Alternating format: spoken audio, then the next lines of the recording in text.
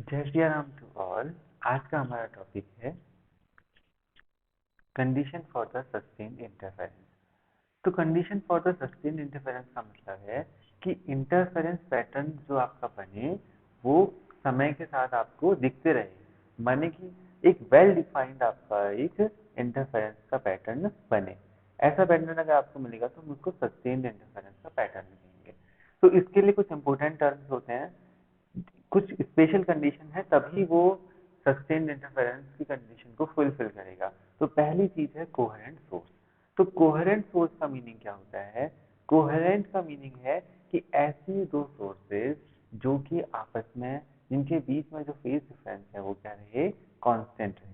जैसे आपके पास दो वेव हैं और इन दोनों वेव के बीच में जो फेज का डिफरेंस है, अगर स्टार्टिंग में कुछ भी डिफरेंस है, मान लिया फाई है, तो ये ड्यूरिंग द ऑल मोशन क्या है, फाई ही रहे।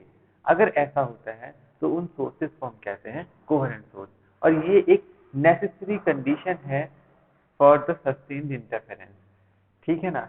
तो फर्स्ट कंडीशन होगी सस्टेन्ड। अगर आपका जो फेज डिफरेंस अगर वो कांस्टेंट नहीं रहेगा तो होगा क्या कि समय के साथ साथ आपके जो मैक्सिमा और मिनिमा की पोजीशन है वो क्या होगी, चेंज होती रहेगी। मैक्सिमा एंड मिनिमा जो है विद रेस्पेक्ट टू टाइम जो है वो क्या होती रहेगी, चेंज होती रहेगी। तो आपको एक ऐसा कंटिन्यूस, मतलब कि ऐसा पैटर्न है जो कि समय के साथ फिक्स रहे, ऐसा इंटरफेरेंस का पैटर्न आपको नहीं मिलेगा। तो फर्स्ट कंडीशन ये हो गई।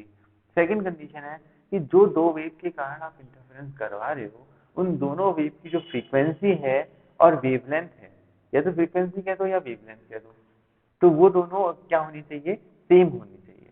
सेम होने का मीनिंग क्या है? अगर दोनों वेव की जो फ्रीक्वेंसी और वेवलेंथ है, अगर वो सेम नहीं होंगे तो क्या क्या प्रॉब्लम आ जाएगी? प्रॉब्लम ये आ जाएगी जो आपका मैक्सिमा और मिनिमा की जो पोजीशन है ना, वो टाइम टू टाइम क्या होती रहेगी, चेंज होती रहेगी। अभी टाइम टू टाइम मैक्सिमा और मिनिमा की पोजीशन चेंज होने के लिए एक डेरिवेशन भी हम कर सकते हैं। वो डेरिवेशन हम नेक्स्ट वीडियो में करेंगे, जहां पर हम यंग डबल स्लिट का एक्सपेरिमेंट को समझेंगे। तो वहां पर आपको पता चलेगा कि क्यों हमने फ्रीक्वेंसी और वेवलेंथ को सेम लेना जरूरी है। अगर नहीं लेंगे तो कैसे उनमें चेंजेस आ सकते हैं। नेक्स्ट है आपका equality of the two amplitude. ये इक्वलिटी ऑफ टू एम्पलीट्यूड मतलब कि जो दोनों वेव आपने ली हैं, उन दोनों वेव का एम्पलीट्यूड है या तो इक्वल हो जाए या एक दूसरे के क्या हो जाए, इक्वल हो जाए, या एक दूसरे से अप्रोक्सीमेट इक्वल हो। ऐसा जरूरी नहीं है कि पूरा ही इक्वल होना जरूरी हो, ऐसा नहीं है। इवन इक्वल कुछ भी नहीं होगा और क्या नाम है, बहुत ही ज्यादा डिफरेंस होगा, तब भी इंटरफेरेंस पैटर्न बनेगा। लेकिन समस्या क्या होगी कि आपको इंटरफेरेंस पैटर्न जो है वो क्लियरली शो नहीं होगा। उसका रीजन क्या है? क्योंकि आपको पता है कि आई मैक्सिमम जो इंटेंसिटी होती है वो ए वन प्लस ए टू का होल स्क्वायर होती है, और आई मिनिमम इक्वल टू होती है ए वन माइनस ए टू का होल स्क्वायर। अब देखो, अगर ये दोनों वैल्यूज एक दूसरे के इक्वल है, मान लिया आप सोचिए 5 और 5 है, ए वन की वैल्यू भी 5 है और ए टू की वैल्यू भी 5 है, तो आप सोचो कि आई मैक्सिमम क्या हो जाएगा? आई मैक्सिमम हो जाएगा 5 प्लस 5 का स्क्वायर इक्वल टू 25, और आई मिनिमम क्या हो जाएगा? 5 माइनस 5 इक्वल टू 0, तो आई मिनिमम हो जाएगा 0। आप सोचो, आप एक पॉइंट पर जो इंटेंसिटी है वो 25 है और एक पे 0 है, तो आप क्लियरली देख पाओगे कि कहाँ पर ब्राइट फ्रिंज बनी है और कहाँ पर आपकी ब्राइट बनी है और कहाँ पर कौन सी वाली फ्रिंजेस बनी है, आपकी डार्क फ्रिंजेस बनी। लेकिन अगर ये एम्पलीट्यूड जो मैंने कहा ए वन और ए टू, इनमें डिफरेंस ज्यादा है, मान लिया ए वन की वैल्यू 5 है और ए टू की वैल्यू क्या है, 1 है, तो ए वन आई मैक्सिमम अगर आप निकालेंगे तो क्या हो जाएगा, ए वन प्लस ए टू का होल स्क्वायर। इट मीन्स हो जाएगा 5 प्लस 1 6 का होल स्क्वायर 36, और आई मिनिमम की वैल्यू हो जाएगी ए वन माइनस ए टू, मतलब कि 5 माइनस 1 का स्क्वायर, 4 का स्क्वायर माने कि 16। अब देखिए 36 और 16, मतलब कि जो डार्क फ्रिंजेस बनी उसकी भी इंटेंसिटी है, मतलब कि 16 वैल्यू उसकी भी है और उसकी 36 है।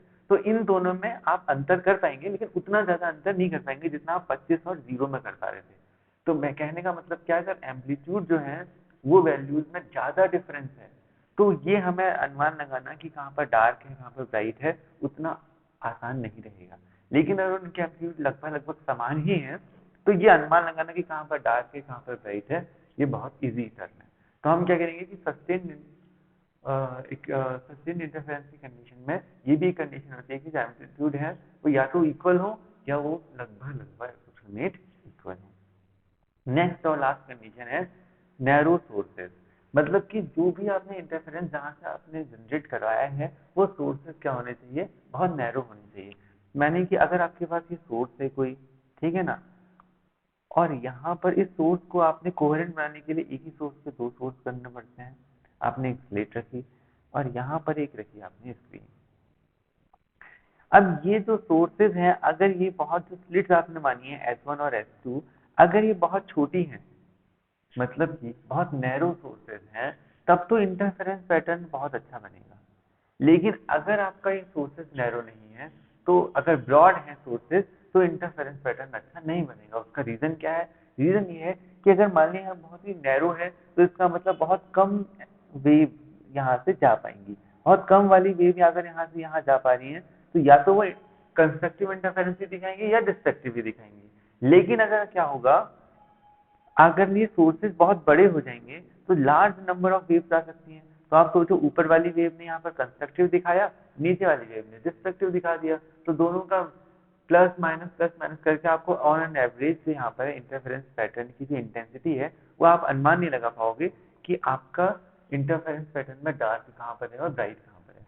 तो हमारी ये चार कंडीशन थी किसी भी सस्टेन्ड इंटरफेरेंस को बताने के लिए। पहला है कोहेरेंट सोर्स, माने कि उन दोनों जो भी आपने वेव ली है उनके बीच का जो फेज डिफरेंस है वो कांस्टेंट होना चाहिए। दूसरा है सेम फ्रीक्वेंसी एंड वेवलेंथ, माने कि दोनों वेव हैं उनका जो फ्रीक्वेंसी और वेवलेंथ है वो इक्वल होना चाहिए। एंड अगला है इक्वलिटी ऑफ द एम्पलीट्यूड, मतलब कि दोनों वेव की जो एम्पलीट्यूड्स हैं वो या तो इक्वल हो या अप्रोक्सीमेट इक्वल हो, जिससे आपको जो पैटर्न है इंटरफेरेंस का वो अच्छे से विजिबल हो पाए। और दूसरा चौथा है आपका नैरो सोर्सेज, जो एक ये कहते हैं कि जो आपने स्लिट से जो दो सोर्सेज बनाए थे वो सोर्सेज बहुत छोटे होने चाहिए ताकि इंटरफेरेंस पैटर्न को आप अच्छे से देख पाए। इसी के साथ यहाँ से लेक्चर होता है समाप्त। जय श्री राम टू।